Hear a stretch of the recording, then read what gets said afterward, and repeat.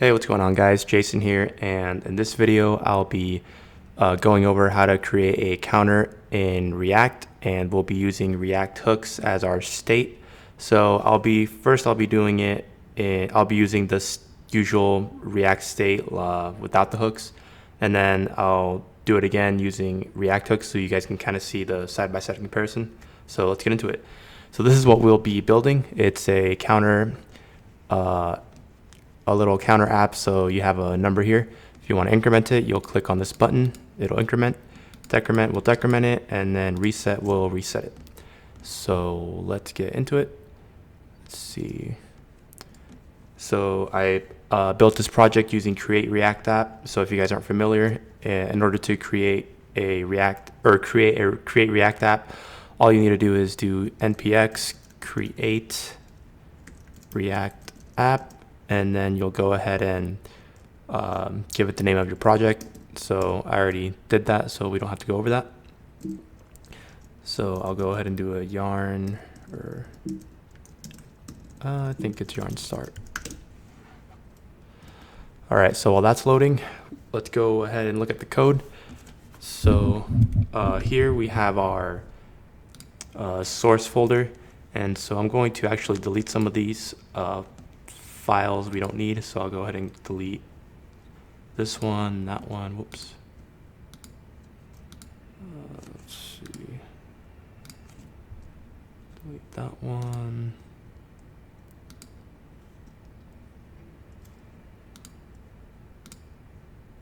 And that one, there we go. All right, so I deleted some of those files. I'll go ahead and delete some of these imports that we aren't using anymore. That looks good. Go ahead and delete that from here as well. All right, that looks good. Okay, so then in our app.js, we'll build out our project. So I'll go ahead and first change this to a class component. So I'll do class app extends component. And then up here, I'll go ahead and import component from React. All right. And since this is a class component, I gotta make sure I add our render function here. And then we can go ahead and add all of this inside that render function. All right, that looks good. And then I'll go ahead and delete all of this since we won't be using it. And then I'll go ahead and save that. Also save index just to make sure everything is working properly. Let's go ahead and load up our app again. Let's see. Oops. Since I had that running from another port, I'll go ahead and click yes. All right. All right, so it's loading, and there we go. So we are currently up and running with our React project. And so now let's go ahead and build out the counter. So first thing I'll do in our class app component is I'm going to set the state. So to do that, all I need to do is type in state, create an object, and the state for our counter will just be a count number. So we'll do count. We'll set that equal to 0. And now I'll go ahead and create the functions to increment, decrement, and reset the counter. So then to do that, I'll create some functions. First one, we'll do increment. We'll make this a arrow function. And then, all right, so to increment, we will basically, whenever we click on that increment button, we need to set the state. So in order to do that, we'll just have to do this dot set state, and then we'll do count. Oops. Count plus 1. All right. So that'll handle our increment, our increment of the counter. and then this one will be decrement. And when we set the state, we'll just need to subtract the count by 1. And now we'll do a reset. And so we'll do reset. And whenever we call set state, we want to set the count property in our state to 0. There we go. All right. That looks good. All right. So then here I'll go ahead and add some styling to our counter. So we'll add the style property. We'll do, let's see, I believe it's display flex. And then we'll add a div in here. And then I'll add a p tag. And here we'll add our, this will have the count, the count value. So to do that, we'll have to add some curly braces, and in there we'll add this dot state dot count. So that'll be the value of our count. And then from there, let's see, I'll add some buttons.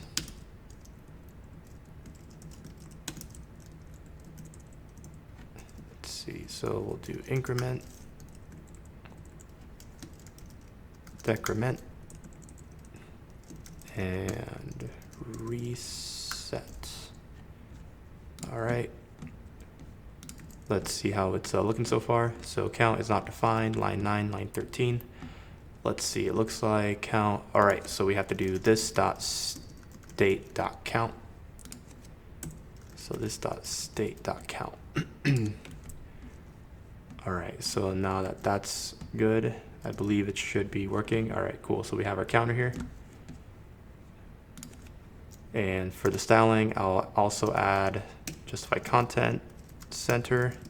This will center our counter. On the p tag, I'm going to add some styling as well. So in this one, we'll do, whoops. Let's see, text align center. There we go. And I'll also make the font size a little bit bigger so it's easier to read. That looks better. Cool. And our buttons, I'll also add some styling as well. So we'll do, let's see,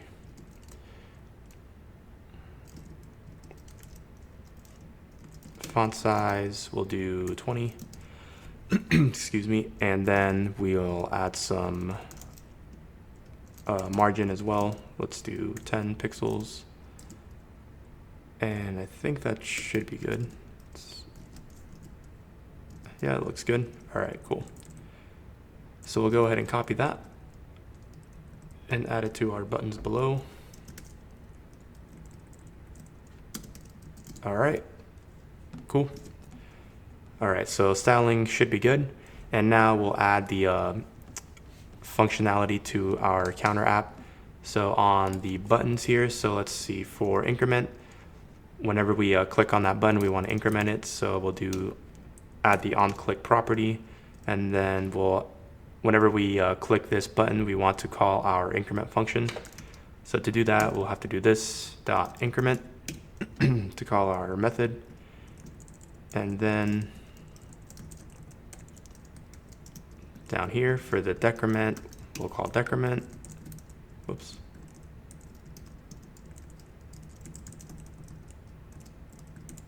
And then we'll do reset for the reset. All right.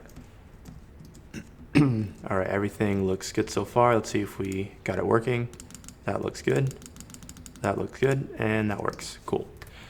So we got our counter app working with the regular class-based with state method going. So now what I'm going to do is I'll go ahead and build this again, but instead we'll do we'll use React hooks to set the state functionality for it. So I'm basically going to copy most of this with a few changes. So first thing I'm going to do is I'll create another file here. We'll call it app_function.js, and we'll go ahead and copy this here. We're not going to need that. All right. Import React, cool. All right. And so with React hooks, we can actually have state inside our functional components. So we don't have to actually have a class-based component in order to hold state in our components. So we'll make use of that here. So first thing I'll do, I'll call const app equals a function. There we go. All right. And so we have our functional component. So now I'm going to bring in the state aspect of it. So now up here, I'm actually going to import a function from React. So this is actually going to be called useState. And so useState is a function that will actually allow us to hold state inside our functional components and also give us some other properties that will allow us to update the state or set the state.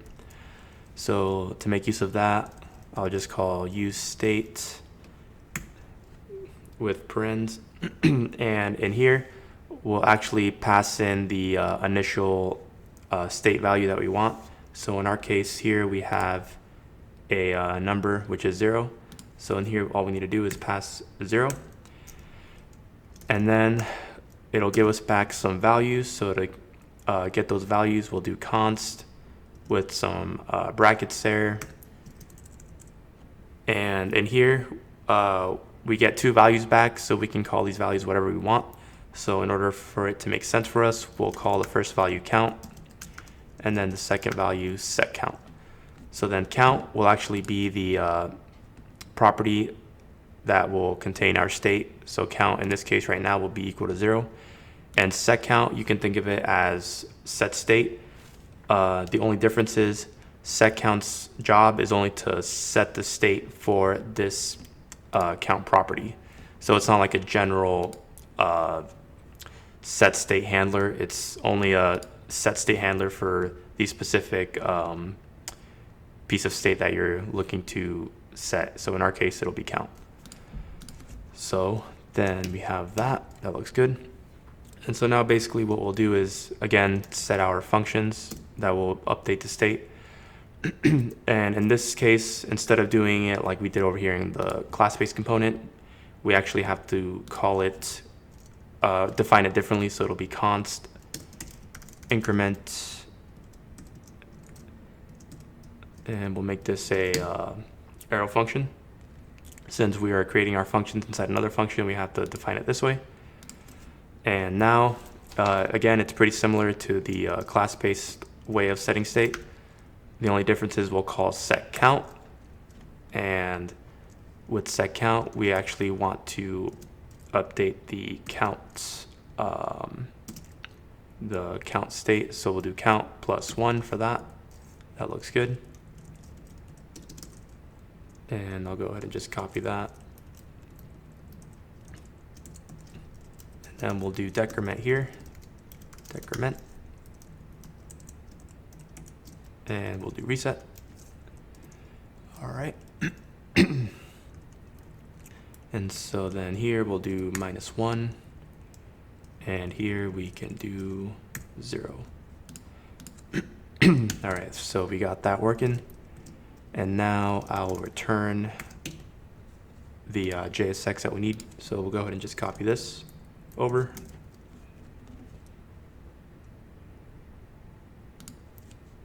And do that. That looks good.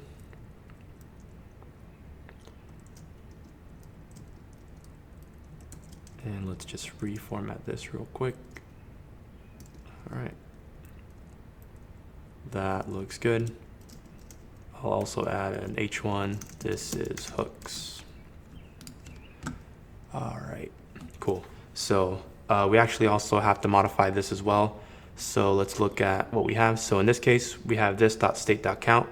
So we'll have to change this to just count. So we got that. And then with the increment, we actually don't have to do this.increment since we're not in the class-based object. So we'll do highlight that, remove those. That looks good. All right, so let's go ahead and test this out. So in our index.js, we'll go ahead and let's see, import app from app function, because that's the name of the file that's using our React hooks. There we go. And before I forget, we need to export this component. Cool. All right, so this is hooks. That way we know it's the correct component. If we increment, it works. Decrement works as well, and reset works as well. Cool. So yeah, so that's the gist of how useState works with the new React hooks method of doing things. So there's more to it besides just useState, but I'll probably go into those other functions that we get in another video. But yeah, so if you guys enjoyed this video, go ahead and give it a thumbs up. If you'd like to see more content like this, go ahead and subscribe. Thanks for watching, guys. Have a good day.